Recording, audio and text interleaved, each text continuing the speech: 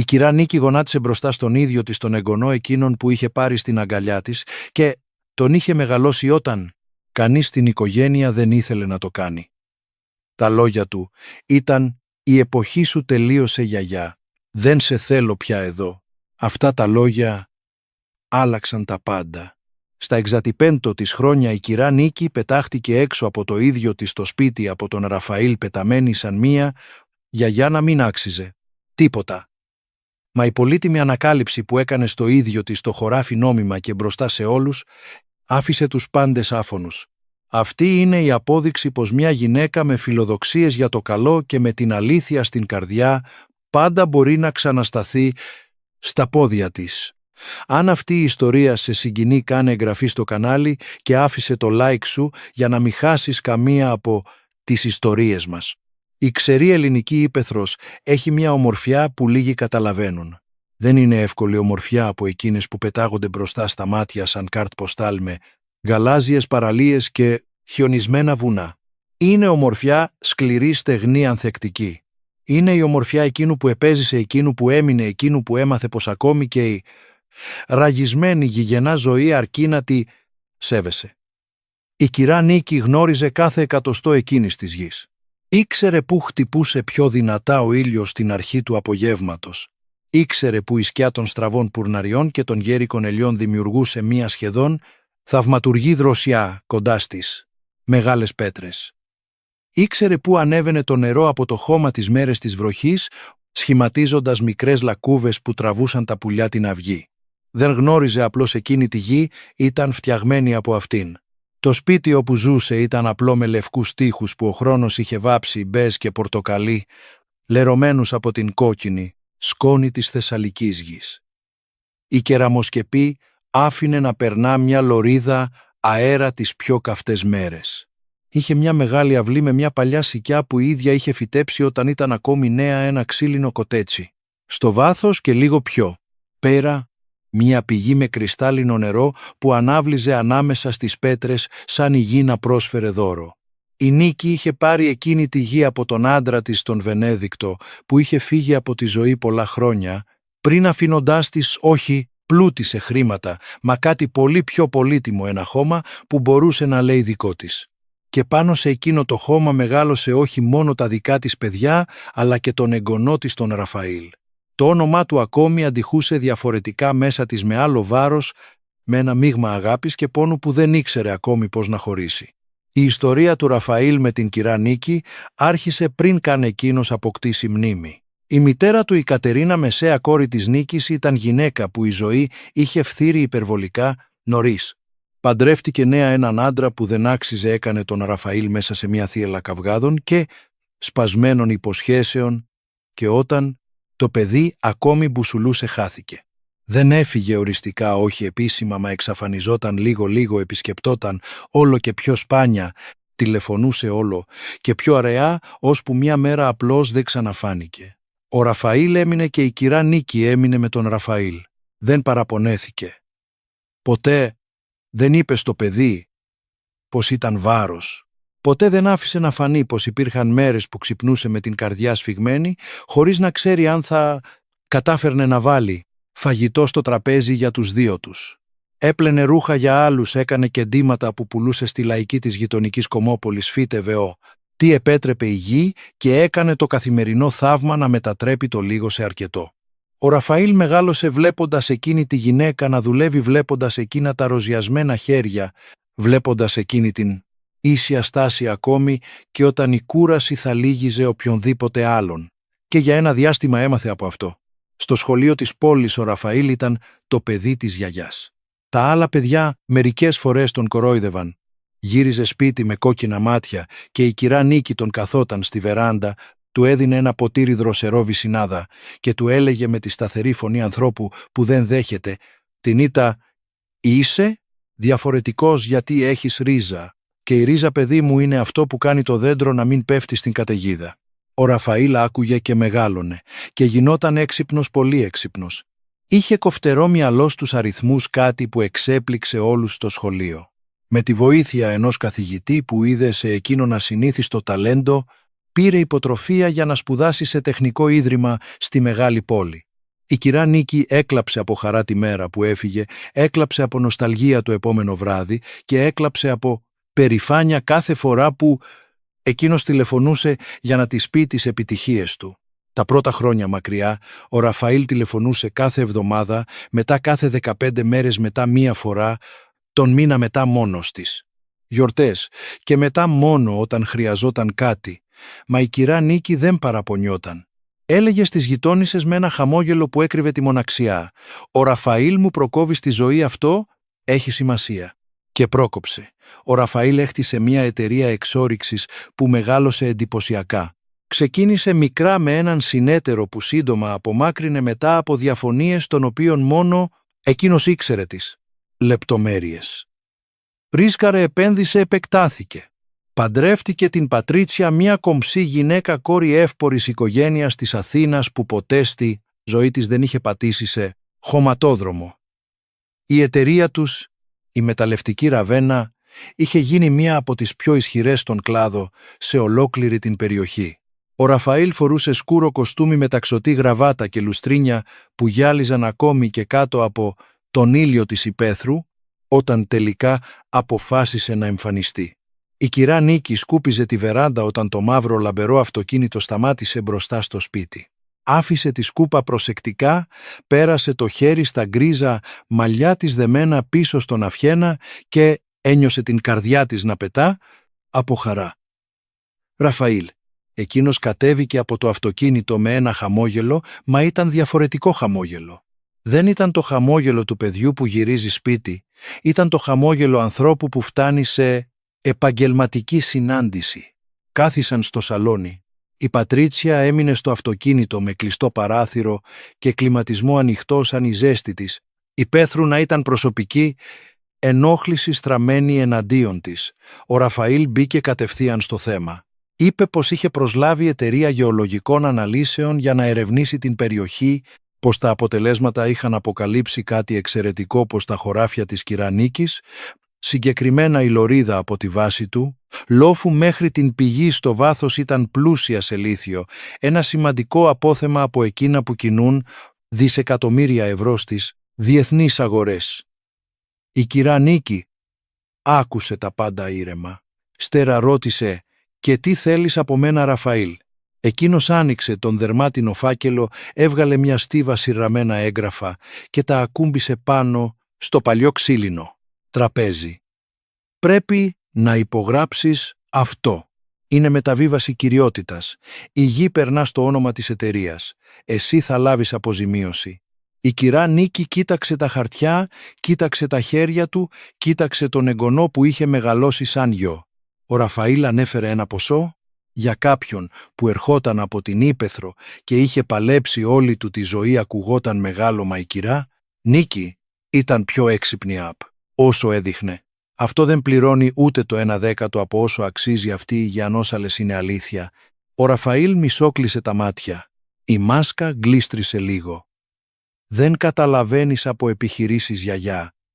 «Μα καταλαβαίνω από γη». Έσπρωξε τα χαρτιά πίσω προς το μέρος του. «Δεν θα υπογράψω». Αυτό που ακολούθησε ήρθε σταδιακά σαν καταιγίδα που δεν πέφτει μόνο μιας, αλλά σκοτεινιάζει τον ουρανό λίγο ώσπου να μη μείνει φως. Τις επόμενες μέρες ο Ραφαήλ ξαναγύρισε πολλές φορές, άλλοτε μόνος, άλλοτε με δικηγόρους, άλλοτε με έναν άντρα με γκρι κοστούμι που συστήθηκε ως σύμβουλος και έμεινε όρθιος στη γωνία του σαλονιού κοιτάζοντας την κυρά Νίκη σαν να ήταν πρόβλημα που έπρεπε να λυθεί. Σε κάθε επίσκεψη τα έγγραφα επέστρεφαν στο τραπέζι. Σε κάθε επίσκεψη η πίεση ανέβαινε έναν βαθμό. Ο Ραφαήλ άρχισε να μιλά για ιατρικές γνωματεύσεις, αξιολόγηση νοητικής ικανότητας, δικαστήρια, επιτροπία. Χρησιμοποιούσε τεχνικούς όρους επίτηδες γρήγορα, σαν να πετούσε πέτρες, για να δει ποια θα πετύχει. Είπε πως θα μπορούσε να αποδείξει ότι ένα άτομο της ηλικίας της που ζει μόνο του χωρίς πλήρη επίσημη εκπαίδευση θα μπορούσε να θεωρηθεί ευάλωτο από το νομικό σύστημα και οι αποφάσεις του να αμφισβητηθούν. Η κυρά Νίκη τα άκουγε όλα όρθια με τα χέρια σταυρωμένα πάνω στην ποδιά της και δεν υπέγραφε. Τότε ο Ραφαήλ έκανε αυτό που εκείνη ποτέ δεν φανταζόταν πως θα ήταν ικανός να κάνει. Ένα πρωινό με καθαρό ουρανό. όταν ο ήλιος ήταν ακόμη δροσερός και τα πουλιά ακόμη τραγουδούσαν στα κλαδιά της σικιάς, έφτασε με 2 άντρες που εκείνη δεν γνώριζε και είπε με φωνή ανθρώπου που ανακοινώνει κάτι συνηθισμένο «Θα πρέπει να φύγεις, γιαγιά. Έχω ήδη κινήσει διαδικασία επαναφοράς κατοχής. Όσο αυτό λύνεται στα δικαστήρια, δεν μπορείς να μένεις εδώ. Σου κάνω χάρη που σε προειδοποιώ». Η κυρά Νίκη τον κοίταζε. «Επαναφορά κατοχής αυτής της γης που είναι δική μου πριν ακόμη γεννηθείς. Τα έγγραφα είναι παλιά. Υπάρχουν κτηματολογικές ασάφειες. Θα πάρει χρόνο να λυθεί. Και στο μεταξύ που θέλεις να πάω, Ραφαήλ?» Εκείνος δεν απάντησε. Εκείνη έκανε ένα βήμα προς το μέρος του. «Σε πήρα αγκαλιά όταν η μάνα σου έφυγε. Σου έφτιάχνα χυλό με αλεύρι και ότι περίσσευε από κοτόπουλο για να φας όταν δεν υπήρχε τίποτα άλλο. Περπάτησα χιλιόμετρα με τα πόδια για να φέρω φάρμακο όταν είχες υψηλό πυρετό παιδί και τώρα μου λες να φύγω από το σπίτι μου». Η φωνή της δεν έτρεμε. Ήταν σταθερή σαν το κόκκινο χώμα κάτω από τα πόδια της. Ο Ραφαήλ πήρε βαθιά ανάσα, κοίταξε στο πλάι και είπε με μια ψυχρότητα που έκοψε τον αέρα σαν μαχαίρι «Η εποχή σου τελείωσε». Η σιωπή που ακολούθησε κράτησε μόνο λίγα δευτερόλεπτα, μα ήταν τα πιο μακριά δευτερόλεπτα της ζωής της κυρά Νίκης. Ένιωσε τα πόδια της να αδυνατίζουν, ένιωσε το βάρος εκείνων των λέξεων να κατεβαίνει στο στήθος της σαν πέτρα. Κοίταξε το πρόσωπο του παιδιού που είχε μεγαλώσει και δεν αναγνώρισε τίποτα. Δεν υπήρχε ευγνωμοσύνη εκεί. Δεν υπήρχε αγάπη. Υπήρχε μόνο το υπολογιστικό βλέμμα ενός επιχειρηματία που έβλεπε εμπόδιο. Δεν έκλαψε μπροστά του. Μπήκε στο σπίτι, πήρε ένα μικρό δέμα με τα απαραίτητα, λίγα ρούχα, μια φωτογραφία του Βενέδικτου, το ξύλινο κομποσκίνι που έμενε στο κομοδίνο, ένα παλιό τετραδιάκι με συνταγές και σημειώσεις και βγήκε από την μπροστινή πόρτα χωρίς να κοιτάξει πίσω. Οι 2 άντρες που είχε φέρει ο Ραφαήλ στέκονταν ήδη στην είσοδο σαν ανθρώπινα φυλάκια. Πέρασε ανάμεσά τους με το κεφάλι ψηλά, περπάτησε στον χωματόδρομο με τον ήλιο να ανεβαίνει στον ουρανό και τη σκόνη να σηκώνεται σε κάθε βήμα. Περπάτησε ώσπου δεν μπορούσε πια να βλέπει το σπίτι. Μόνο τότε σταμάτησε. Μόνο τότε άφησε το πρώτο δάκρυ να κυλήσει, ένα μοναδικό γρήγορο δάκρυ που σκούπισε με τη γροθιά της, ξεθοριασμένης κόκκινης μπλούζας πριν προλάβει να γίνει αληθινό κλάμα, γιατί η κυρά Νίκη είχε μάθει κάτι σε εκείνη τη σκληρή. «Γι' όποιος πέφτει, αλλά δεν σπάει, έχει ακόμη ελπίδα να σηκωθεί». Και εκείνη δεν είχε σπάσει ακόμη. Ο κόκκινος χωματόδρομος δεν είχε τέλος στον ορίζοντα. Η κυρά Νίκη περπατούσε αργά, όχι από αδυναμία, αλλά επειδή κάθε βήμα έμοιαζε να κοστίζει περισσότερο από το προηγούμενο. Δεν ήταν η κούραση του σώματος που τη βάραινε, ήταν κάτι πιο βαθύ. Ήταν εκείνο το είδος πόνου που δεν έχει σωστό όνομα, που δεν φαίνεται σε καμία ιατρική εξέταση, μα σφίγγει το στήθος και δυσκολεύει την ανάσα σαν ο αέρας να έγινε ξαφνικά πιο σπάνιος. Το δέμα που κουβαλούσε ήταν μικρό, δεν ζύγιζε πολύ. Και ίσως αυτό ακριβώς πονούσε περισσότερο. Η ιδέα πως μια ολόκληρη ζωή δουλειάς θυσίας και αγάπης χωρίς μέτρο είχε περιοριστεί σε εκείνο το μικρό υφασμάτινο φορτίο που κρατούσε με τα 2 χέρια σαν να ήταν το τελευταίο πράγμα που της απέμενε στον κόσμο. Γιατί εκείνη τη στιγμή ήταν. Ο ήλιος της υπαίθρου δεν έχει έλεος. Χτυπά από πάνω με σχεδόν προσωπική αποφασιστικότητα, σαν να ξέρει ότι είσαι ευάλωτος και αποφασίζει να αποδείξει πως η φύση δεν κάνει παραχωρήσεις. Λόγω λύπης. Η κυρά Νίκη ένιωθε τη ζέστη στον αυχένα στους ώμους σκεπασμένους με την ξεθοριασμένη κόκκινη μπλούζα στις πατούσες μέσα, στα παλιά σανδάλια που είχε φορέσει βιαστικά πριν φύγει. Δεν ήξερε ακριβώς που πήγαινε. Υπήρχε μια απλή και οδυνηρή λογική σε αυτό. Όταν περνάς όλη σου τη ζωή χτίζοντας ένα σπίτι, δεν αναπτύσσεις τη συνήθεια να σκέφτεσαι. Εναλλακτικές. Το σπίτι ήταν το σταθερό σημείο του σύμπαντος. Από εκεί ξεκινούσαν όλα και εκεί επέστρεφαν όλα. Χωρίς αυτό η κυρά Νίκη ένιωθε σαν πηξίδα, χωρίς βορρά να γυρίζει ασταμάτητα, χωρίς να μπορεί να δείξει κατεύθυνση. Μα τα πόδια της από μόνα τους πήραν έναν δρόμο. Υπήρχε ένας άντρας που γνώριζε πολλά χρόνια, παλιός γείτονας που ζούσε μερικά χιλιόμετρα μακριά, στον κεντρικό δρόμο σε μια μικρότερη και πιο ταπεινή ιδιοκτησία περικυκλωμένη από πεύκα, πουρνάρια και ελιές που είχε φυτέψει ο ίδιος μέσα σε δεκαετίες. Ο κύριος Αμάραντος, ένας άντρας, με ολόλευκα μαλλιά, πλάτη ελαφρά κυρτωμένη από τον χρόνο, αλλά μάτια ζωντανά και καθαρά που έμοιαζαν να βλέπουν περισσότερα από όσα έβλεπαν οι περισσότεροι άνθρωποι. Ο Αμάραντος ήταν γεωλόγος. Πέρασε το μεγαλύτερο μέρος της ενήλικης ζωής του δουλεύοντας για ερευνητικά Ινστιτούτα και αργότερα για πανεπιστήμιο, ώσπου η σύνταξη τον έφερε πίσω στην Ύπαιθρο, στη γη όπου είχε γεννηθεί και από την οποία ποτέ δεν είχε καταφέρει να αποκοπεί πραγματικά. Ζούσε μόνος εδώ και χρόνια διακριτικός μορφωμένος ευγενικός. Ήταν από εκείνους τους ανθρώπους που ήξεραν να ακούν αληθινά, χωρίς να διακόπτουν, χωρίς να κρίνουν, χωρίς να προσφέρουν συμβουλή πριν τους ζητηθεί. Η κυρά Νίκη και ο Αμάραντος γνωρίζονταν από πολύ πριν υπάρξει ο Ραφαήλ. Αντάλλασαν προϊόντα της γης, βοηθούσαν ο ένας τον άλλον στις πιο σκληρές ξηρασίες, μιλούσαν στη σκιά της σικιάς τα απογεύματα όταν η ζέστη επιτέλους υποχωρούσε. Ήταν μια απλή φιλία από εκείνες που δεν χρειάζονται μεγάλες χειρονομίες για να αποδείξουν ότι είναι αληθινές. Όταν εμφανίστηκε στην πόρτα του με το δέμα στο χέρι και τα κόκκινα μάτια που προσπαθούσαν να μη μαρτυρήσουν τον πόνο μέσα της, ο Αμάραντος δεν έκανε αμέσως ερωτήσεις. Άνοιξε την πόρτα, έφτιαξε καφέ, έβαλε μία καρέκλα στο τραπέζι και περίμενε. Η κυρά Νίκη τα είπε όλα. Είπε για την επίσκεψη του Ραφαήλ, για τα έγγραφα, για τις συγκαλυμμένες απειλές τυλιγμένες σε νομική γλώσσα για τον σύμβουλο με το γκρι κοστούμι που την κοιτούσε σαν να μην μπορούσε να καταλάβει ούτε το ίδιο της το όνομα και είπε τις τελευταίες λέξεις που της είχε πει ο εγγονός της πριν φύγει. «Η εποχή σου τελείωσε». Ο Αμάραντος άκουσε τα πάντα χωρίς να ανοιγοκλείσει τα μάτια.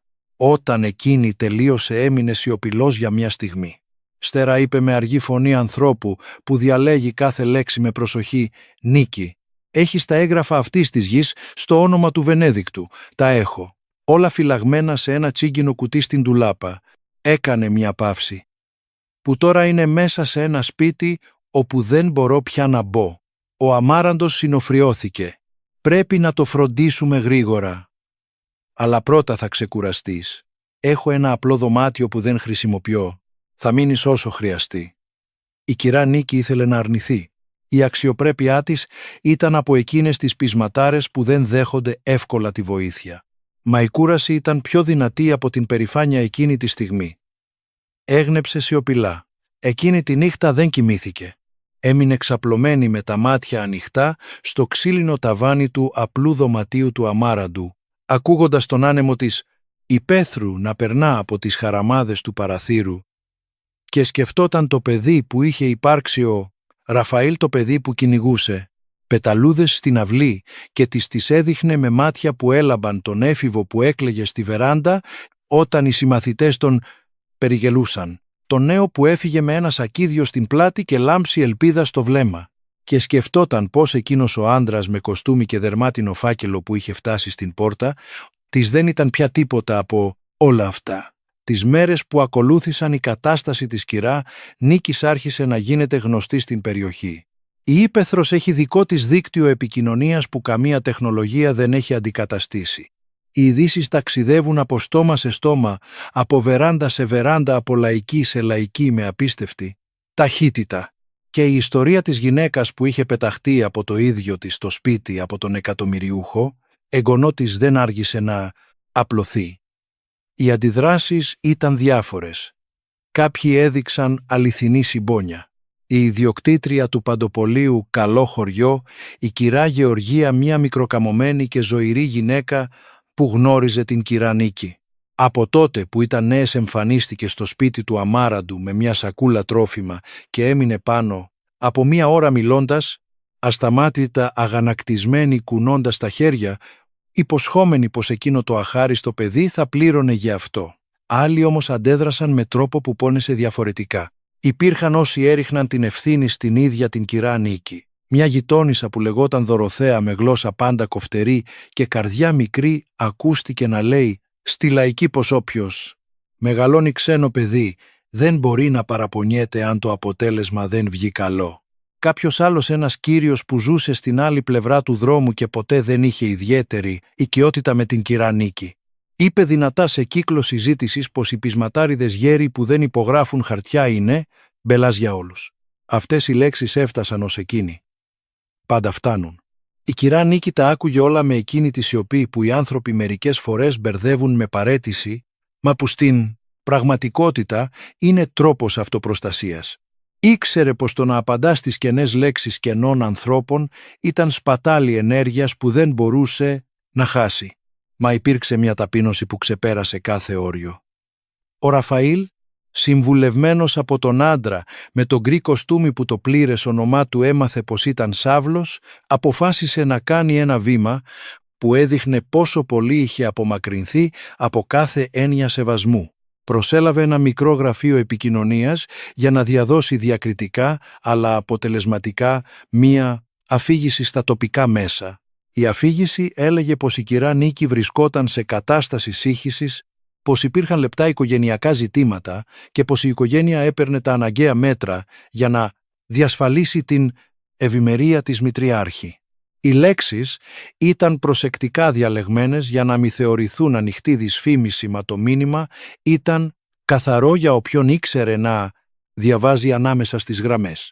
Η γριά άρχιζε να χάνει το μυαλό της, δεν ήταν αξιόπιστη οι αποφάσεις της, έπρεπε να εξεταστούν από πιο ικανούς ανθρώπους. Όταν ο Αμάραντος διάβασε το άρθρο σε ένα τοπικό ειδησιογραφικό site και το έδειξε στην κυρά Νίκη, εκείνη κοίταζε την οθόνη για πολλή ώρα.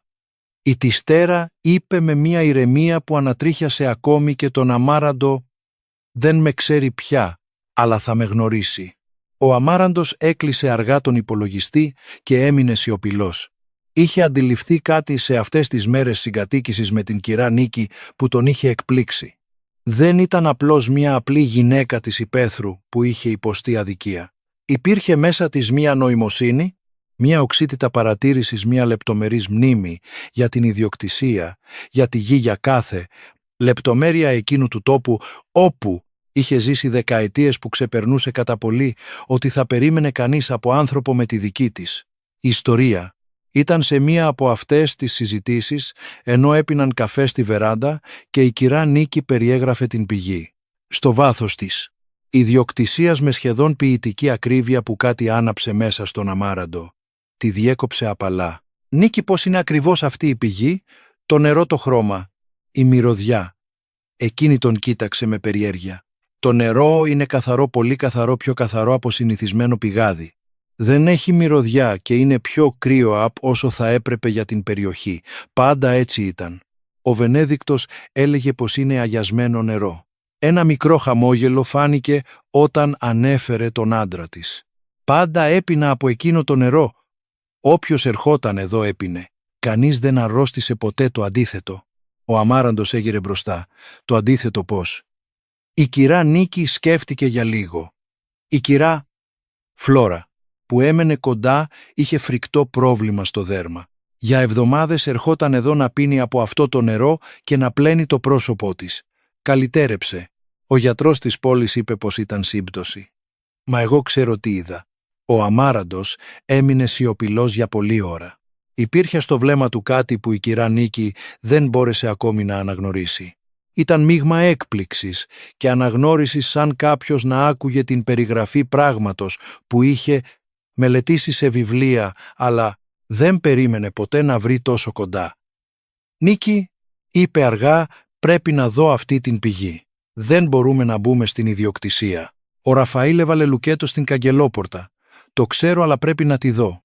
Υπάρχει τρόπος να φτάσουμε από το όριο του λόφου χωρίς να περάσουμε από την κεντρική είσοδο. Θυμάσαι τον δρόμο?» Εκείνη συνοφριώθηκε. «Ξέρω αυτή τη γη με κλειστά μάτια, Αμάραντε». Στο μεταξύ ο Ραφαήλ προχωρούσε. Χωρίς την υπογραφή της κυρά Νίκης είχε βρει άλλους δρόμους.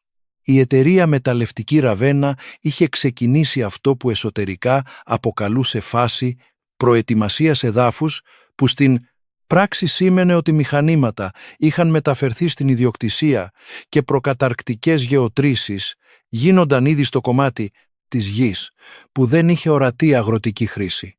Ο Σάβλος ο σύμβουλος είχε διαβεβαιώσει τον Ραφαήλ πως η δικαστική διαδικασία επαναφοράς, κατοχής μαζί με το αίτημα επιτροπίας λόγω ανικανότητας που ετοιμαζόταν παρασκηνιακά, θα έκανε την αντίσταση της κυρά Νίκης ζήτημα χρόνου. Και χρόνος στο λεξιλόγιο του Ραφαήλ σήμαινε χρήμα. Η Πατρίτσια, η γυναίκα του, είχε αρχίσει να αμφισβητεί ορισμένες αποφάσεις του εκείνη την περίοδο. Δεν γνώριζε την κυρά Νίκη από κοντά, μα είχε τις δικές της αξίες και κάτι σε όλη αυτή τη διαδικασία την ενοχλούσε με τρόπους που ακόμη δεν ήξερε να εκφράσει πλήρως. Ο Ραφαήλ την καθησύχαζε με πρακτικά επιχειρήματα, με αριθμούς, με τη ψυχρή λογική των επιχειρήσεων που είχε γίνει η βασική γλώσσα τους, μα υπήρχε κάτι που δεν έλεγε στην Πατρίτσια. Η εγκυμοσύνη της είχε παρουσιάσει επιπλοκές τις προηγούμενες εβδομάδες. Οι γιατροί που την παρακολουθούσαν σε ιδιωτική κλινική της πρωτεύουσας είχαν εντοπίσει κατάσταση που απαιτούσε εντατική παρακολούθηση. «Τίποτα εκτός ελέγχου», της έλεγε ο Ραφαήλ.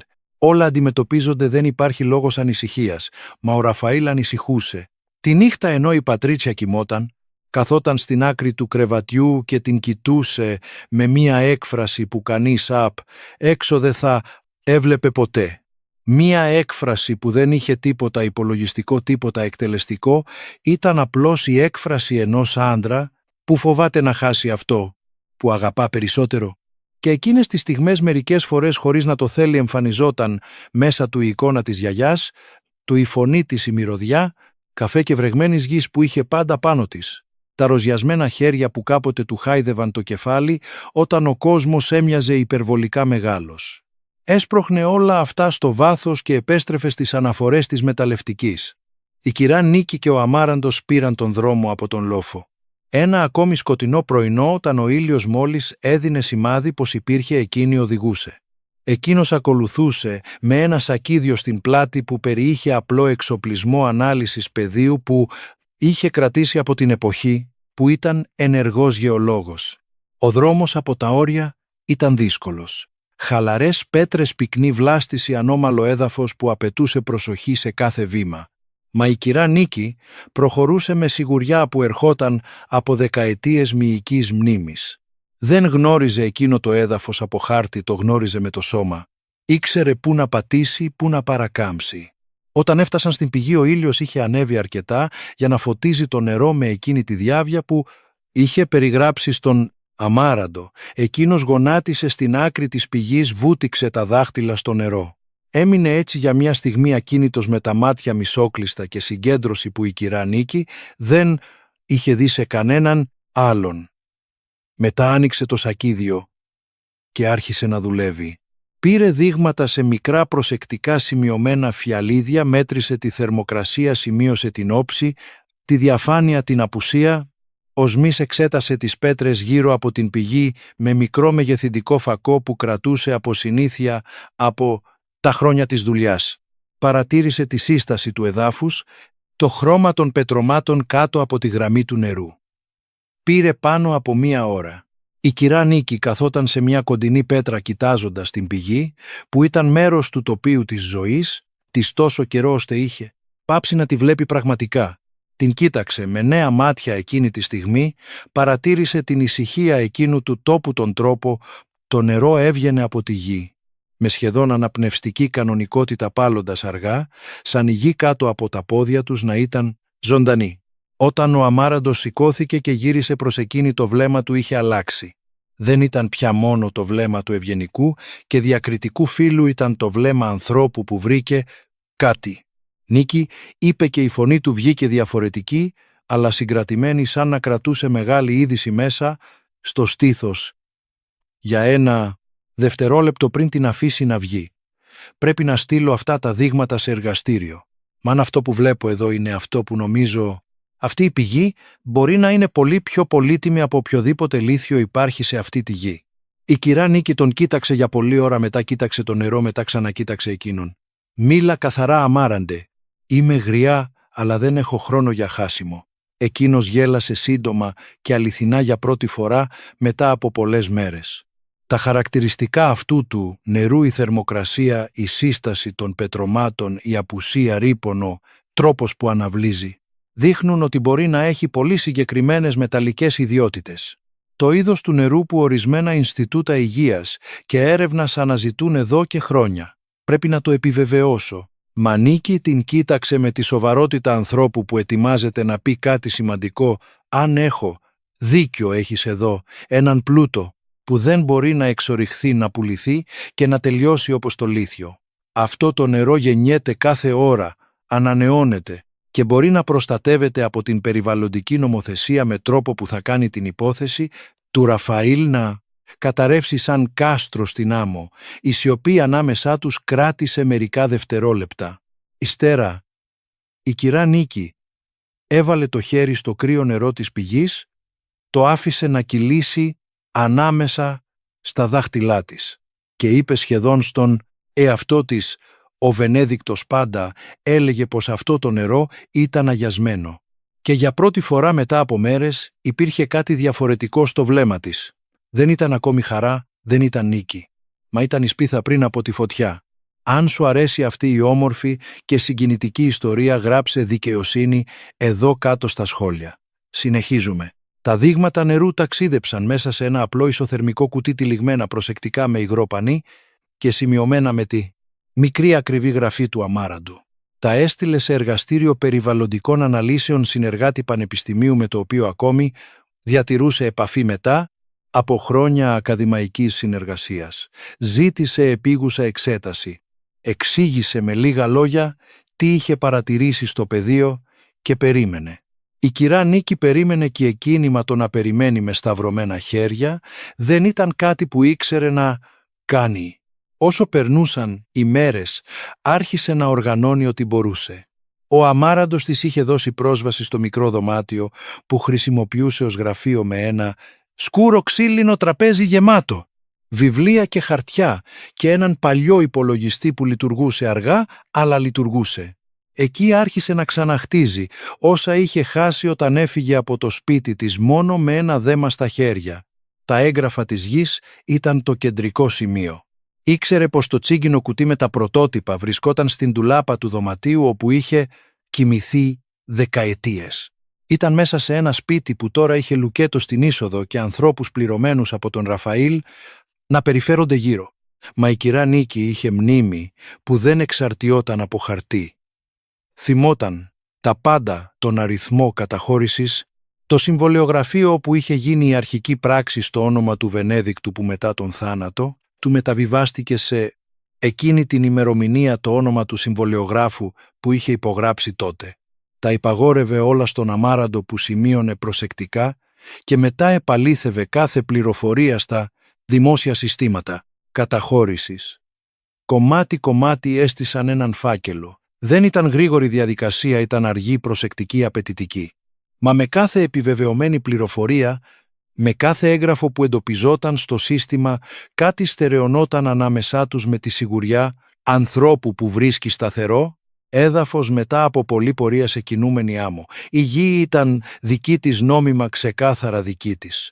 Το επιχείρημα του Ραφαήλ για κτηματολογικές ασάφειες, όπως ανακάλυψαν, ήταν εύθραυστη κατασκευή. Υπήρχε δικηγόρος πίσω από αυτό, κάποιος δόκτωρ ευάριστος, που είχε βρει μια μικρή διαφορά στη μεταγραφή ενός ονόματος σε δευτερεύον έγγραφο και προσπαθούσε να μεγαλώσει αυτή τη μικροσκοπική ρογμή σε χάσμα αρκετό για να ρίξει την κυριότητα. Ήταν το είδος νομικού ελιγμού που λειτουργεί όταν η άλλη πλευρά δεν έχει πόρους για να αντιδράσει.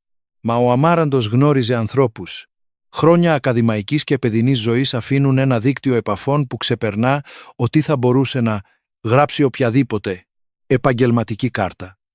Έκανε μερικά τηλεφωνήματα, μίλησε με έναν παλιό συνάδελφο που είχε περάσει στο περιβαλλοντικό δίκαιο. Του εξήγησε την κατάσταση. Ο συνάδελφος, ένας άντρας που λεγόταν Δόκτωρ Οράτιος, άκουσε με αυξανόμενη προσοχή και στο τέλος είπε κάτι που αντιχούσε.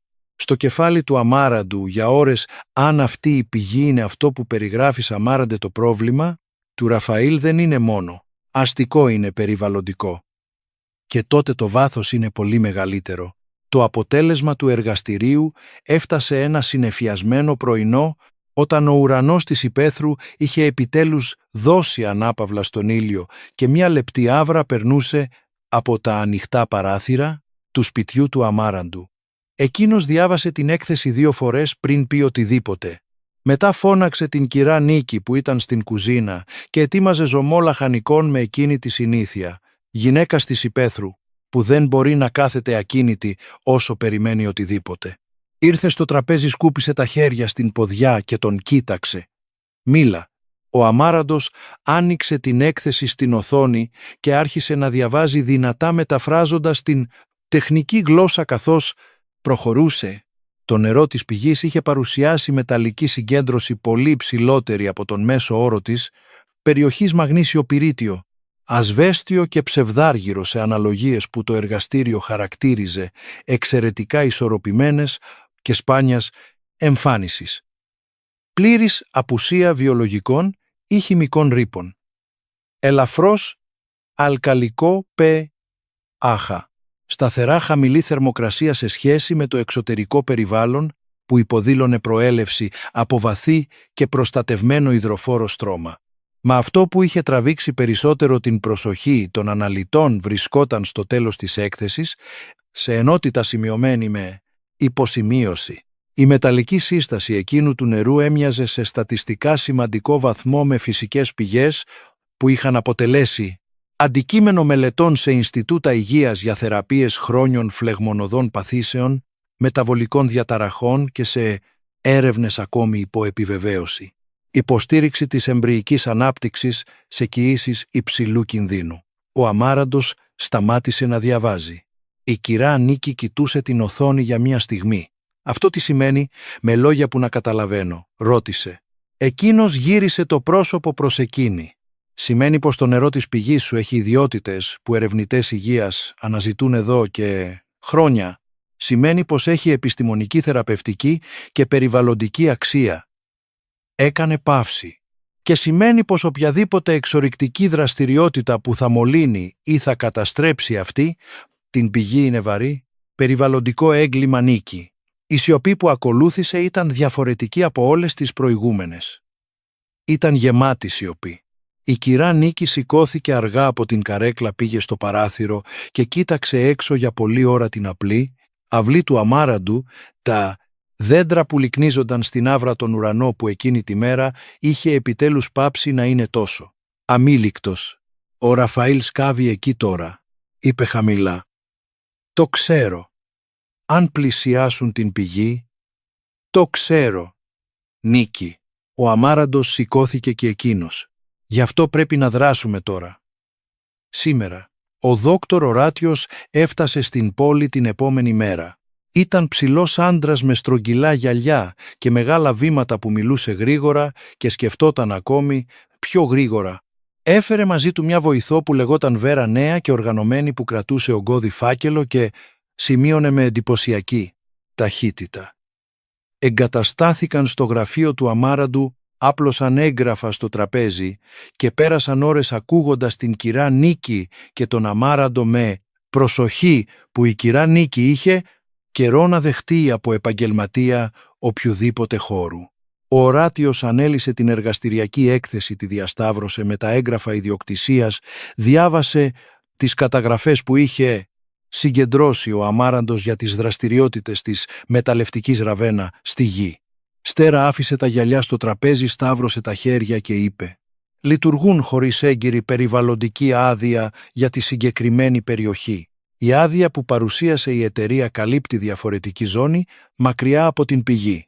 Αυτό που κάνουν τώρα μέσα στην ιδιοκτησία είναι μια διοδοτημένη δραστηριότητα σε περιοχή με υδάτινο πόρο, αποδεδειγμένης περιβαλλοντικής σημασίας».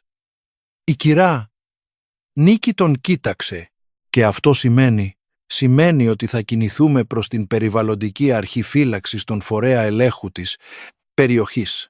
Με την εργαστηριακή έκθεση, τα έγγραφα ιδιοκτησίας και τις αποδείξεις των παράνομων εργασιών έχουμε αρκετή βάση για να ζητήσουμε άμεση πάυση των εργασιών και προστασία της πηγής βάσει ομοσπονδιακής περιβαλλοντικής νομοθεσίας». Η Βέρα ήδη πληκτρολογούσε όσο εκείνος μιλούσε. «Και το σπίτι μου?» ρώτησε η κυρά Νίκη. Ο Οράτιος την κοίταξε ευθέως. Το επιχείρημα περί κτηματολογικής ασάφειας που έστησε ο δικηγόρος τους δεν έχει πραγματική βάση. Θα το αντικρούσω επίσημα, με την κυριότητα επιβεβαιωμένη και τις παράνομες δραστηριότητες τεκμηριωμένες η θέση τους, γίνεται πολύ πιο αδύναμη. Έκανε παύση. Αλλά πρέπει να καταλάβετε, κυρά Νίκη, ότι αυτό δεν θα λυθεί σε μία μέρα. Θα υπάρξει διαδικασία, θα υπάρξει αντίσταση. Έχουν χρήματα και δικηγόρους. Έχω αυτό που είναι δικό μου με το δίκαιο, απάντησε χωρίς δισταγμό. Ο Οράτιος έγνεψε και στην κίνησή του υπήρχε αληθινός σεβασμός. Τότε θα δουλέψουμε με αυτό. Η καταγγελία στην περιβαλλοντική αρχή φύλαξης κατατέθηκε 2 μέρες αργότερα. Ο Οράτιος και η Βέρα είχαν στήσει πλήρη φάκελο την εργαστηριακή έκθεση με την ανάλυση του νερού, τα έγγραφα ιδιοκτησίας της κυρά Νίκης, φωτογραφικά στοιχεία που ο Αμάραντος είχε καταφέρει να τραβήξει από τα μηχανήματα να λειτουργούν μέσα, στην ιδιοκτησία κατά την επίσκεψή τους από τα όρια του λόφου και τεχνική γνωμοδότηση, υπογεγραμμένη από τον ίδιο τον Αμάραντο, με τα διαπιστευτηριά του ως συνταξιούχου γεωλόγου με δεκαετίες εμπειρίας πεδίου, πιστοποιώντας την περιβαλλοντική σημασία της πηγής και τους άμεσους κινδύνους που οι εξκαφές αποτελούσαν για αυτήν. Η υπόθεση εξετάστηκε με ταχύτητα που εξέπληξε ακόμη και τον Οράτιο, ο οποίος γνώριζε καλά τους αργούς ρυθμούς της δημόσιας γραφειοκρατίας. Ο συνδυασμός περιβαλλοντικής επίγουσας ανάγκης, ισχυρής τεκμηρίωσης και του γεγονότος πως η δραστηριότητα γινόταν χωρίς έγκυρη άδεια για την κομμά, συγκεκριμένη περιοχή, δημιούργησε παράθυρο γρήγορης δράσης. Λιγότερο από 1 εβδομάδα μετά την κατάθεση, μια ομάδα της περιβαλλοντικής αρχής φύλαξης έφτασε στην ιδιοκτησία της κυρά Νίκης με εντολή παύσης εργασιών στα χέρια. Η κυρά Νίκη δεν ήταν εκεί εκείνη τη στιγμή, μα ο Αμάραντος δέχτηκε το τηλεφώνημα του δόκτορα Οράτιου με τις λεπτομέρειες και πήγε στο παράθυρο του σαλονιού να τη φωνάξει, ενώ εκείνη μάζευε βότανα στην αυλή με εκείνη τη μεθοδική ηρεμία που ήταν ο τρόπος της να κρατά το μυαλό της απασχολημένο στις δύσκολες μέρες. «Νίκη», φώναξε και η φωνή του βγήκε διαφορετική. Βγήκε με κάτι που εκείνη είχε καιρό να ακούσει να απευθύνεται σε εκείνη. Σήκωσε το κεφάλι. Του σταμάτησαν. Τα μηχανήματα πάγωσαν. Η κυρά Νίκη έμεινε ακίνητη για μια στιγμή με τα βότανα στα χέρια. Ο ήλιος είχε επιστρέψει εκείνη τη μέρα και έπεφτε λοξά στο πρόσωπο της, φωτίζοντας τις βαθιές γραμμές που ο χρόνος είχε χαράξει εκεί με την ίδια ακρίβεια με την οποία ο άνεμος μιλεύει τις πέτρες της υπαίθρου. Δεν φώναξε, δεν έκλαψε, δεν πήδηξε από χαρά, απλώς έκλεισε τα μάτια για 1 δευτερόλεπτο. Μετά τα άνοιξε και είπε με φωνή ανθρώπου που μόλις είδε την πρώτη βροχή μετά από μεγάλη ξηρασία, ο Βενέδικτος ήξερε, πάντα ήξερε πως αυτή η γη έκρυβε κάτι. Ο Αμάραντος έμεινε στο παράθυρο κοιτάζοντάς την με εκείνο το διακριτικό χαμόγελο που ήταν η δική του εκδοχή γιορτής. Μα και οι δύο ήξεραν πως αυτό ήταν μόνο η αρχή. Ο Ραφαήλ είχε ακόμη τα έγγραφα, είχε ακόμη τους δικηγόρους, είχε ακόμη το χρήμα και τη δύναμη που αγοράζει το χρήμα. Και όταν ένας άνθρωπος σαν εκείνον ανακαλύπτει πως το σχέδιό του διακόπηκε από εντολή παύσης, εργασιών η αντίδραση σπάνια, είναι σιωπηλή υποχώρηση, είναι αντεπίθεση. Και η αντεπίθεση του Ραφαήλ πλησίαζε με δύναμη που κανείς τους δεν είχε ακόμη υπολογίσει πλήρως. Μα υπήρχε κάτι που ο Ραφαήλ δεν ήξερε. Υπήρχε κάτι που συνέβαινε μέσα στη δική του ζωή μακριά από πίνακες συναντήσεις και νομικές, στρατηγικές. Κάτι που θα άλλαζε τα πάντα, όχι μόνο για εκείνον για όλους. Ο Ραφαήλ έλαβε την είδηση της παύσης εργασιών ένα απόγευμα ενώ βρισκόταν σε σύσκεψη με τον Σάβλο και τον δικηγόρο, ευάριστο σε γυάλινη αίθουσα στην κορυφή εμπορικού κτηρίου της πρωτεύουσας. Οι τρεις ήταν γύρω από τραπέζι σύσκεψης με έγγραφα, απλωμένα φλιτζάνια καφέ και συγκεντρωμένη έκφραση ανθρώπων που στείνουν στρατηγική, την οποία θεωρούν ακατανίκητη. Το τηλέφωνο του Ραφαήλ χτύπησε. Το σήκωσε, άκουσε και το πρόσωπό του άλλαζε όσο η φωνή στην άλλη άκρη μιλούσε. Όταν έκλεισε ακούμπησε το κινητό στο τραπέζι με μια ηρεμία που ο Σάβλος ήξερε καλά. Ήταν η ηρεμία πριν την καταιγίδα. «Τους σταμάτησαν», είπε. Ο ευάριστος διόρθωσε τα γυαλιά του. Η περιβαλλοντική αρχή, με υπογεγραμμένη εντολή. Επικαλούνται δραστηριότητα χωρίς έγκυρη περιβαλλοντική άδεια για την περιοχή της πηγής. Ο Ραφαήλ πήρε βαθιά ανάσα και έχουν εργαστηριακή έκθεση, ανάλυση του νερού. Ο Σάβλος σταύρωσε αργά τα χέρια. Είχε βοήθεια. Δεν ήταν ερώτηση. Ήταν διαπίστωση με τόνο ανθρώπου που ξαναβλέπει τη σκακέρα και καταλαβαίνει πως υποτίμησε ένα κομμάτι. Ο Ραφαήλ έμεινε σιωπηλός για λίγο. Χιτίστερα χτύπησε την ανοιχτή παλάμη στο τραπέζι, όχι βίαια, αλλά με δύναμη ανθρώπου που χρειάζεται να βάλει την απογοήτευση κάπου υλικά πριν γίνει κάτι άλλο. «Ποιος είναι ο γεωλόγος?» ρώτησε. Ο Σάβλος είχε ήδη το κινητό στο χέρι και πληκτρολογούσε. «Θα το μάθω». Ο ευάριστος άρχισε να μιλά για προσφυγές ενστάσεις, νόμιμες προθεσμίες για προσβολή της εντολής, παύσεις. Χρησιμοποιούσε τεχνικό λεξιλόγιο με άνεση ανθρώπου που ξέρει πως οι περίπλοκες λέξεις μερικές φορές λειτουργούν σαν καπνός, καλύπτοντας ότι βρίσκεται από κάτω. Ο Ραφαήλ άκουγε, μα υπήρχε κάτι διαφορετικό σε εκείνον εκείνη τη στιγμή. Μία αφηρημάδα ασυνήθιστη για άνθρωπο που συνήθως επεξεργαζόταν κάθε πληροφορία με χειρουργική ακρίβεια. Γιατί πριν χτυπήσει το τηλέφωνο με την είδηση της παύσης, είχε χτυπήσει άλλη μία φορά. Ήταν ο γιατρός της Πατρίτσιας. Η εγκυμοσύνη της Πατρίτσιας είχε μπει σε φάση που οι γιατροί αποκαλούσαν κρίσιμη, με έναν εφημισμό που δεν κατάφερνε να κρύψει εντελώς τη σοβαρότητα της κατάστασης.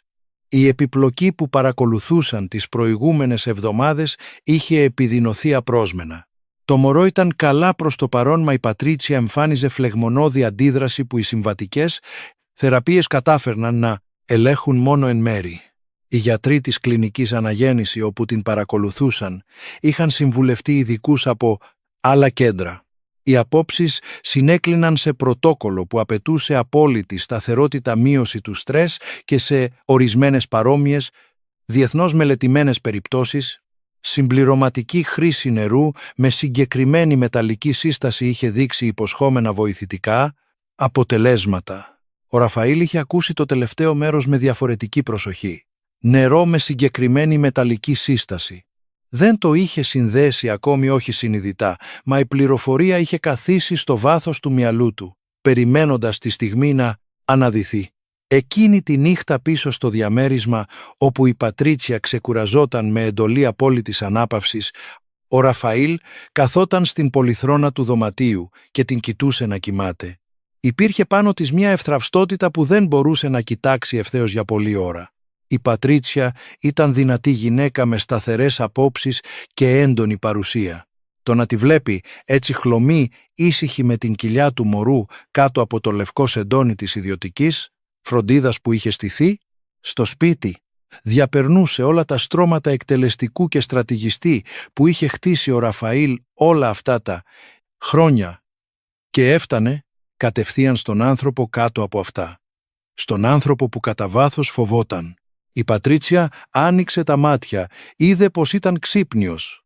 Ραφαήλ τον φώναξε με φωνή βραχνή από τον ύπνο. Εκείνος πήγε στην άκρη του κρεβατιού. «Είμαι εδώ». Τον κοίταξε για μια στιγμή με έκφραση που εκείνος δεν μπόρεσε αμέσως να αποκρυπτογραφήσει. «Πρέπει να σου πω κάτι». Η Πατρίτσια το είχε κρατήσει μέσα της για μέρες, όχι από κακία, όχι από στρατηγική, αλλά επειδή γνώριζε τον άντρα της αρκετά, ώστε να ξέρει πως υπάρχουν σωστές στιγμές για ορισμένες αλήθειες και πως το να δώσει σημαντική πληροφορία στον Ραφαήλ μέσα σε επιχειρηματική κρίση ήταν σαν να ανάβεις σπίρτο κοντά σε χαρτί. Οι πιθανότητες να καεί ότι δεν έπρεπε ήταν πολλές. Μα δεν μπορούσε να το κρατήσει άλλο. Εβδομάδες πριν, όταν είχαν αρχίσει οι επιπλοκές, είχε ψάξει μόνη της. Ήταν από τους ανθρώπους που δεν μπορούσαν να εξαρτώνται μόνο από όσα λένε οι γιατροί χωρίς να καταλαβαίνουν τι κρύβεται κάτω από κάθε διάγνωση. Είχε διαβάσει άρθρα, είχε συμβουλευτεί φόρουμ ειδικών, είχε ανταλλάξει μηνύματα με μία ερευνήτρια διατροφής που γνώριζε από κοινωνική εκδήλωση χρόνια πριν. Ήταν αυτή η ερευνήτρια, η δόκτωρ Σιλβάνα, που είχε αναφέρει κάτι που κόλλησε στο μυαλό της, Πατρίτσια σαν αγκίστρι που δεν βγαίνει.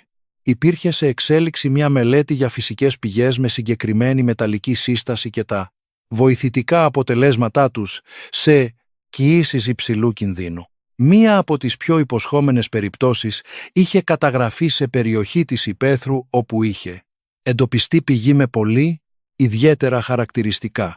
Η μελέτη δεν ήταν ακόμη οριστική, μα τα προκαταρκτικά αποτελέσματα ήταν αρκετά σημαντικά ώστε η Δόκτωρ Σιλβάνα να την αναφέρει ως πιθανότητα προς διερεύνηση.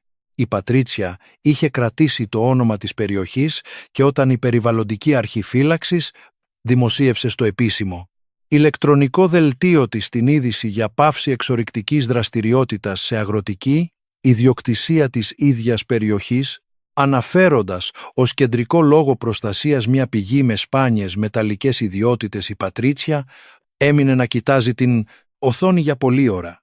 Μετά κοίταξε το επώνυμο της ιδιοκτήτριας της γης, έκλεισε τον υπολογιστή και έμεινε σιωπηλή ώρες μόνη της, προσπαθώντας να καταλάβει το μέγεθος αυτού που κρατούσε στα χέρια της. Τώρα τα έλεγε όλα στον Ραφαήλ αργά, προσεκτικά, χωρίς κατηγορία στη φωνή, μόνο με τα γεγονότα, με την σειρά που τα είχε ανακαλύψει, αφήνοντάς τον να φτάσει μόνος του στο συμπέρασμα χωρίς να χρειαστεί να τον σπρώξει. Ο Ραφαήλ άκουσε τα πάντα χωρίς να διακόψει. Όταν τελείωσε το δωμάτιο βυθίστηκε στη σιωπή, μια σιωπή διαφορετική από όλες όσες είχε περάσει τον τελευταίο καιρό. Ήταν σιωπή που βάραινε με συγκεκριμένο τρόπο. Με τον τρόπο που βαραίνει όταν η πραγματικότητα αποφασίζει να παρουσιαστεί χωρίς κανένα φίλτρο και καταλαβαίνεις πως δεν μπορείς πια να μην τη δεις. Η πηγή που προσπαθούσε να καταστρέψει για να φτάσει στο λίθιο κάτω από τη γη ήταν η ίδια πηγή που θα μπορούσε να βοηθήσει. Να σωθεί η γυναίκα του και το παιδί του. Και η γυναίκα που είχε διώξει από το σπίτι, που είχε ταπεινώσει δημόσια, που είχε προσπαθήσει να παρουσιάσει ως ανίκανη μπροστά σε όλους, ήταν το μοναδικό άτομο στον κόσμο με νόμιμη πρόσβαση σε εκείνο το νερό. Ο Ραφαήλ σηκώθηκε από την άκρη του, κρεβατιού πήγε στο παράθυρο, έμεινε για πολλή ώρα με την πλάτη στην Πατρίτσια.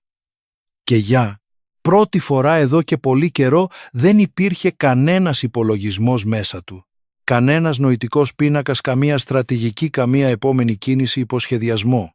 Υπήρχε μόνο η βαριά σιωπή ανθρώπου που κοιτάζει το ίδιο του το είδωλο και δεν του αρέσει εντελώς αυτό που βλέπει. Η κυρά Νίκη έμαθε πως ο Ραφαήλ προσπαθούσε να τη βρει πριν ακόμη εμφανιστεί. Ο δόκτωρ Οράτιος την ενημέρωσε.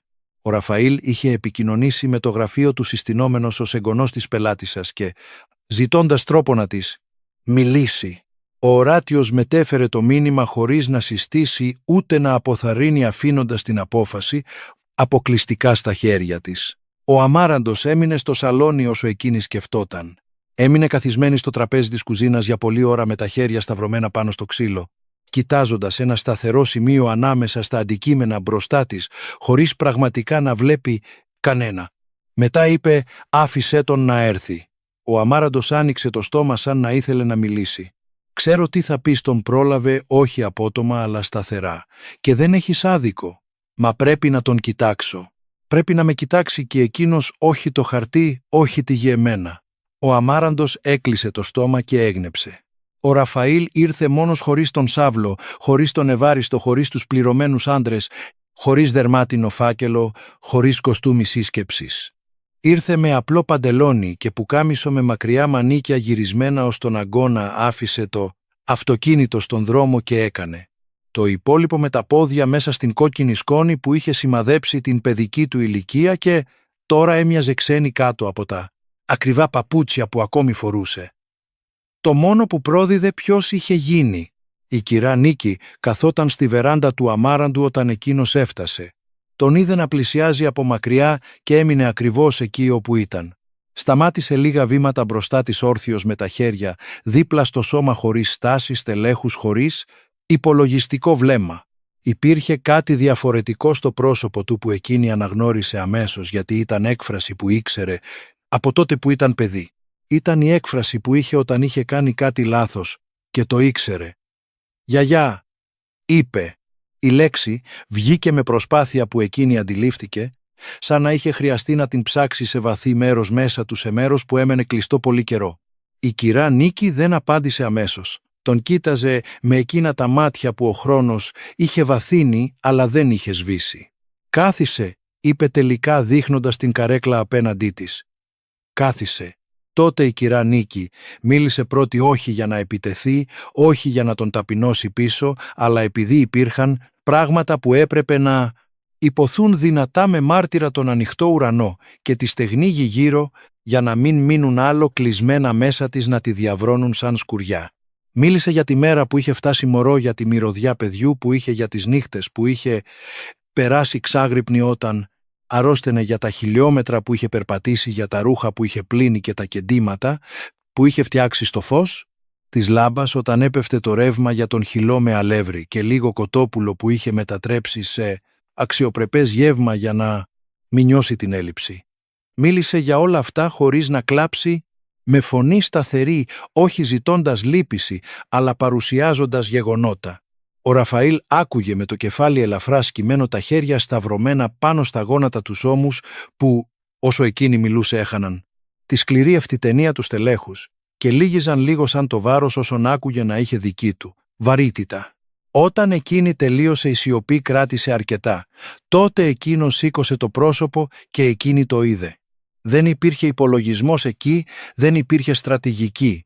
Υπήρχε ένας μεσήλικας άντρας με μάτια που γυάλιζαν με τρόπο που προσπαθούσε φανερά να ελέξει και δεν τα κατάφερνε. Εντελώς. «Η Πατρίτσια είναι άρρωστη», είπε με φωνή γεμάτη κάτι που δεν μπόρεσε να κρύψει. «Το μωρό μπορεί να κινδυνεύει. Οι γιατροί είπαν πως το νερό της πηγής σου μπορεί να βοηθήσει στη θεραπεία της». Παύση. Ήρθα να ζητήσω. Όχι σαν επιχειρηματίας, όχι με κανένα έγγραφο. Ήρθα σαν, κατάπιε δύσκολα, σαν το αγόρι που μεγάλωσες να ζητήσει βοήθεια. Η κυρά Νίκη τον κοίταζε για πολλή ώρα. Ο ήλιος κατέβαινε στον ορίζοντα βάφοντας τον ουρανό σε πορτοκαλί και κόκκινο την ίδια απόχρωση της γης σαν ο ουρανός και το χώμα να μιλούσαν επιτέλους την ίδια γλώσσα. Δεν απάντησε ακόμη γιατί υπήρχε ένα τελευταίο πράγμα που έπρεπε να υποθεί. «Ραφαήλ», είπε με χαμηλή και ευθεία φωνή, «με είπες εμπόδιο. Προσπάθησες να με βγάλεις τρελή μπροστά σε όλους. Έβαλες άντρες στην πόρτα του σπιτιού μου. Διέδωσες ψεύτικες ειδήσεις για μένα. Έκανε παύση και τώρα στέκεσαι μπροστά μου». Εκείνος δεν απέφυγε το βλέμμα. «Το ξέρω. Τότε κοίταξε με και πες μου κάτι με την ίδια φωνή που μου είπες πως η εποχή μου τελείωσε». Έγειρε ελαφρά μπροστά. «Καταλαβαίνεις τι έκανες?» Η ερώτηση έμεινε να αιωρείται ανάμεσά τους σαν λεπτός καπνός της υπαίθρου τις μέρες που καίνε, μακριά. Ο Ραφαήλ άνοιξε το στόμα, το έκλεισε, το άνοιξε ξανά και όταν μίλησε η φωνή βγήκε διαφορετική από κάθε φωνή που είχε ακούσει από εκείνον τελευταία. Βγήκε σπασμένη. «Καταλαβαίνω. Γιαγιά. Καταλαβαίνω και δεν μπορώ να το ξεκάνω. Μπορώ μόνο να ζητήσω συγχώρεση». Η κυρά Νίκη τον κοίταζε και μέσα της εκείνη τη στιγμή υπήρχε σιωπηλός πόλεμος ανάμεσα στον πόνο που της είχε προκαλέσει και στην αγάπη που ποτέ δεν είχε φύγει εντελώς. Γιατί η αγάπη της μάνας ακόμη και όταν είναι αγάπη γιαγιάς δεν έχει διακόπτη. Δεν απάντησε ακόμη μα ούτε σηκώθηκε να φύγει. Και μερικές φορές στην ύπαιθρο το να μένεις είναι η πιο δυνατή απάντηση που υπάρχει. Η κυρά Νίκη δεν απάντησε εκείνη τη νύχτα. Άφησε τον Ραφαήλ να φύγει με το βάρος της ερώτησης ακόμη στους ώμους. Γιατί ήξερε με τη σοφία ανθρώπου που έζησε πολύ και έχασε αρκετά πως η συγχώρεση που δίνεται υπερβολικά γρήγορα μοιάζει με αμέλεια. Και αυτό που είχε υποφέρει δεν άξιζε αμέλεια. Μα ήξερε και κάτι άλλο. Υπήρχε ένα παιδί που δεν είχε ακόμη γεννηθεί μια ζωή, που δεν είχε διαλέξει τίποτα, που δεν είχε κάνει κακό σε κανέναν, που ερχόταν στον κόσμο χωρίς να γνωρίζει τους πολέμους που οι ενήλικες γύρω του είχαν δώσει, και αυτό το παιδί ήταν αίμα από το αίμα της, ήταν δισέγγονό της. Η συνέχεια μιας ιστορίας που είχε αρχίσει πολύ πριν υπάρξει ο Ραφαήλ, πολύ πριν ανακαλυφθεί οποιοδήποτε λίθιο, πολύ πριν υπογραφεί ή αρνηθεί οποιοδήποτε χαρτί. Ήταν η συνέχεια του Βενέδικτου. Ήταν η συνέχειά της. Η κυρά Νίκη έμεινε στη βεράντα του αμάραντου ώσπου ο ουρανός σκοτίνιασε εντελώς. Άκουγε την ύπαιθρο τη νύχτα, εκείνη τη σιωπή γεμάτη μικρούς ήχους που δεν έχει υπόλοιτο τραγούδι των τριζωνιών τον άνεμο που περνούσε αργά ανάμεσα στα στραβά δέντρα τη μυρωδιά της γης που η νύχτα αφήνει διαφορετικά από την ημέρα. Μετά μπήκε μέσα, κάθισε στο τραπέζι με τον αμάραντο και είπε «Θα δώσω το νερό». Ο αμάραντος δεν έδειξε έκπληξη, μόνο τη δέχτηκε σαν να το ήξερε ήδη. Αλλά με όρους, συμπλήρωσε εκείνη, ο δόκτωρ Οράτιος επέστρεψε στην πόλη 2 μέρες μετά. Η συνάντηση έγινε στο σαλόνι του αμάραντου με τον Ραφαήλ από τη μία πλευρά του τραπεζιού και την κυρά Νίκη, από την άλλη και τους δύο, δικηγόρους ανάμεσά τους σαν μεταφραστές μιας γλώσσας που ανακάτευε δίκαιο και συναίσθημα σε ίσες δόσεις. Ο Ραφαήλ είχε ξανάρθει χωρίς τον Σάβλο, χωρίς τον Ευάριστο. Τους είχε απομακρύνει την προηγούμενη μέρα σε συζήτηση που κανείς δεν είδε, μα που όπως έφτασε έμεσα στα αυτιά του, Οράτιο ήταν άμεση και οριστική. Οι όροι της κυρά Νίκης ήταν 3.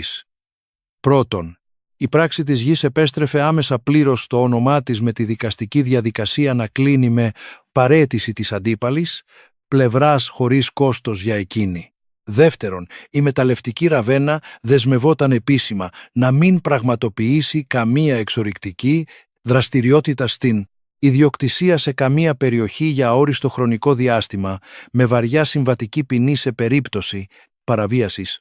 Τρίτον, η πηγή θα καταχωριζόταν επίσημα ως μόνιμη προστατευόμενη περιβαλλοντική περιοχή στην Περιβαλλοντική Αρχή Φύλαξης, με επιστημονική μελέτη χρηματοδοτούμενη από ειδικό ταμείο που θα συνέστηνε ο Ραφαήλ για αυτόν τον σκοπό υπό τον συντονισμό του αμάραντου ως τεχνικού υπεύθυνου. Ο Ραφαήλ διάβασε τους 3 όρους προσεκτικά, δεν αντέκρουσε κανέναν και υπέγραψε όπου του υπέδειξε ο Οράτιος. Όταν τελείωσε άφησε το στυλό πάνω στο τραπέζι και κοίταξε την κυρά Νίκη. «Ευχαριστώ», είπε. Ήταν μόνο αυτόμα ο τρόπος που βγήκε, έλεγε πολύ περισσότερα. Εκείνη τον κοίταξε για μια στιγμή. «Δεν το κάνω για εσένα», απάντησε με φωνή σταθερή αλλά χωρίς σκληρότητα. «Το κάνω για το δισέγγονό μου και για ό,τι μπορεί ακόμη να διορθωθεί ανάμεσά μας αν έχεις υπομονή και ταπεινότητα να το χτίσεις ξανά». Ο Ραφαήλ χαμήλωσε το κεφάλι και δεν είπε τίποτα άλλο, γιατί δεν υπήρχε λέξη αντάξια εκείνης της στιγμής. Το νερό άρχισε να συλλέγεται και να μεταφέρεται υπό την επίβλεψη του αμάραντου ακόμη εκείνη την εβδομάδα ακολουθώντας, πρωτόκολλο που η δόκτωρ Σιλβάνα είχε καθοδηγήσει εξ αποστάσεως με κατάλληλα φιαλίδια, σωστή αποθήκευση και ελεγχόμενη αλυσίδα παράδοσης ως την κλινική αναγέννηση. Οι γιατροί ενσωμάτωσαν τη συμπληρωματική χρήση στο θεραπευτικό πρωτόκολλο της Πατρίτσιας με προσοχή. Δεν υπήρχε υπόσχεση θαύματος. Η ιατρική δεν δουλεύει με θαύματα, δουλεύει με πιθανότητες. Μα οι πιθανότητες σε εκείνη την περίπτωση άρχισαν να ανοίγουν μία-μία με μία ευγένεια, που όλοι, στην αίθουσα αναμονής, έμαθαν να αναγνωρίζουν ως ελπίδα. Η Πατρίτσια καλυτέρεψε. Όχι από τη μία μέρα στην άλλη. Σταδιακά, όπως συμβαίνει συνήθως με ό,τι είναι αληθινό, η φλεγμονώδης αντίδραση άρχισε να υποχωρεί. Οι δείκτες που οι γιατροί παρακολουθούσαν με ανησυχία σταθεροποιήθηκαν με συνέπεια που οδήγησε την ομάδα της κλινικής να καταγράψει την περίπτωση για μελλοντική μελέτη. Το μωρό γεννήθηκε εβδομάδες αργότερα υγιές, δυνατό με κλάμα που γέμισε τον διάδρομο του με ευτηρίου και έφτασε ως την αίθουσα αναμονής, όπου ο Ραφαήλ στεκόταν όρθιος με σφιγμένα χέρια και κλειστά μάτια παίρνοντας βαθιές ανάσες. Όταν η νοσοκόμα εμφανίστηκε στην πόρτα με χαμόγελο που δεν χρειαζόταν λέξεις, η κυρά Νίκη επέστρεψε στο σπίτι της ένα καθαρό πρωινό. Το λουκέτο είχε αφαιρεθεί, οι πληρωμένοι άντρες είχαν απολυθεί. Η ιδιοκτησία ήταν ακριβώς όπως την είχε αφήσει, με τη σκόνη των εβδομάδων απουσίας πάνω στα έπιπλα και τη γέρικη σικιά της. Αυλής να έχει ρίξει μερικούς ώριμους καρπούς που κανείς δεν είχε μαζέψει. Μπήκε από την μπροστινή πόρτα αργά, πέρασε από το σαλόνι, την κουζίνα, το δωμάτιο, τη βεράντα του πίσω μέρους. Άνοιξε την ντουλάπα.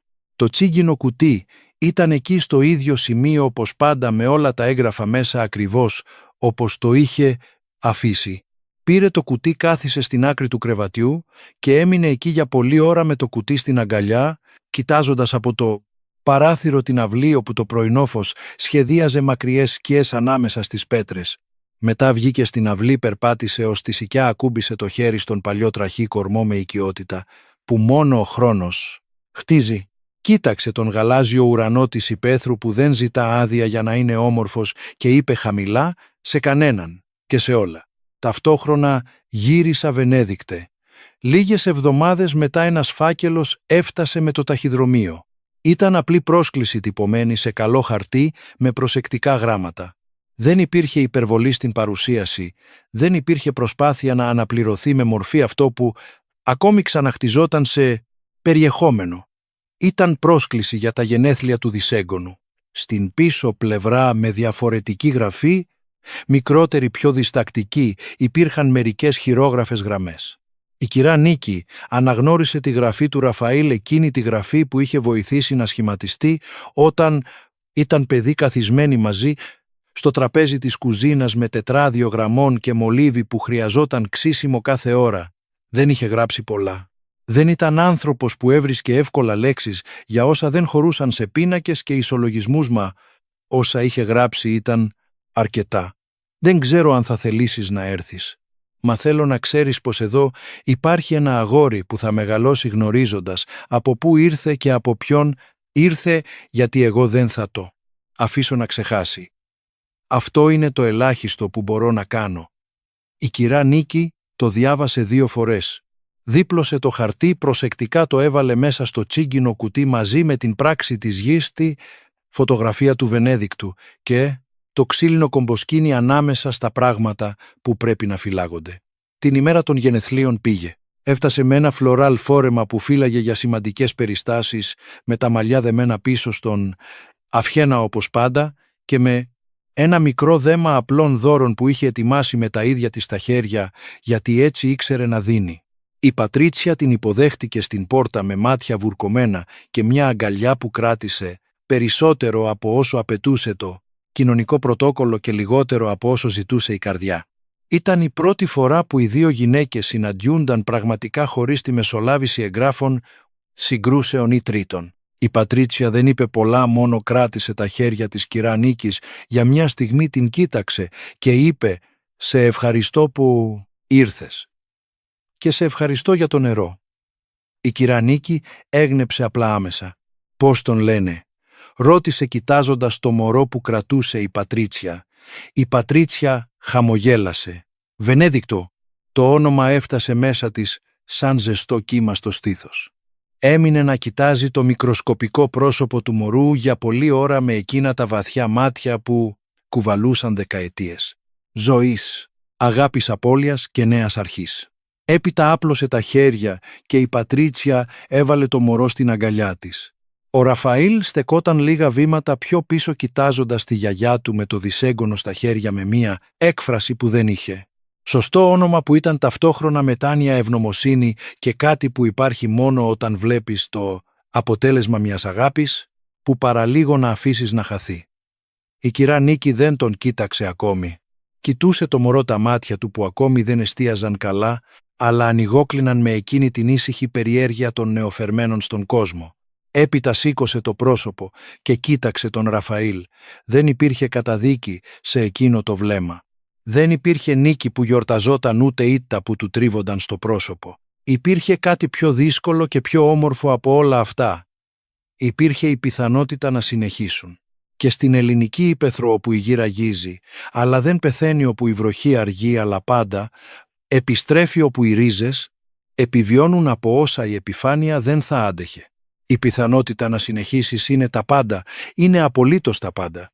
Γράψε στα σχόλια αν σου άρεσε και κάνε εγγραφή στο κανάλι για να μην χάσεις άλλες όμορφες ιστορίες σαν και αυτή φίλη μου. Ο Θεός να σας ευλογεί.